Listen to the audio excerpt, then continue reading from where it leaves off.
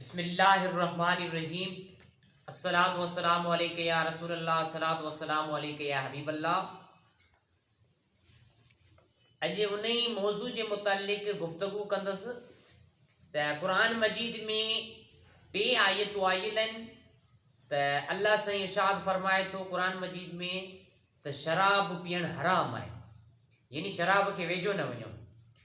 त जेके माण्हू शराब पीअनि था, ठर्रो पीअनि था या भंग जो इस्तेमालु कनि था, जेको बि नशो आहे उहो इस्तेमालु कनि था त इहे शयूं हराम आहिनि।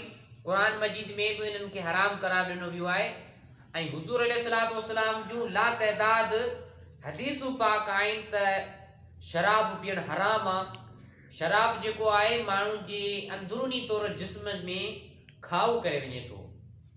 जेकॾहिं कंहिं बि गाॾी मंझि तव्हां ऑइल चेंज करण में पुराणो ऑइल इस्तेमालु कंदा त उहा गाॾी आहिस्ते आहिस्ते हुनजी इंजन तबाह थींदी ऐं ख़राबु थी वेंदी।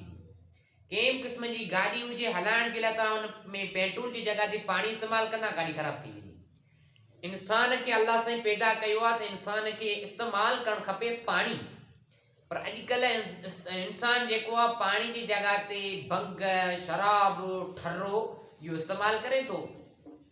इस्तेमालु करण खां बाद में पोइ उन्हनि माण्हुनि जा कसीर तइदाद में असां हाल ॾिठासीं जेके माण्हू ठर्रो पीअंदा आहिनि पोइ रोड ते घिसकी हलंदा आहिनि या हिकु ॿिन्ही खे गार गंद कंदा आहिनि, यानी उन्हनि में होश न हूंदो आहे, मदहोश थी वेंदा आहिनि। त इंसानु पंहिंजो पाण ते ज़ुल्म करे थो, पंहिंजा पाण पैसा ख़र्च करे थो, उन्हनि जी जॻह ते इंसानु पंहिंजी ज़िंदगी पाण तबाह करे थो। शराब पीअण वारे माण्हू जी, ठरे पीअण वारे माण्हू जी या भंग पीअण वारे माण्हू जी ज़िंदगी कामयाबु न रहंदी, उहो माण्हू तबाह रहंदो। उन माण्हू जूं केतिरियूं नमाज़ूं पढ़ंदो पर उहे नमाज़ूं क़ाबिले क़बूल न रहंदियूं, छो मेन शइ त हराम खां पासे थिए कोन थो। त इन्हनि जे करे शराब न इस्तेमालु कयो ऐं ठर्रो न इस्तेमालु कयो, भंग जो इस्तेमालु न कयो। इंसान जा अंदरूनी उज़वा ख़तमु करे थी। इंसान खे अल्लाह साईं जान ॾिनी आहे, हीअ हिकिड़ी अमानत आहे।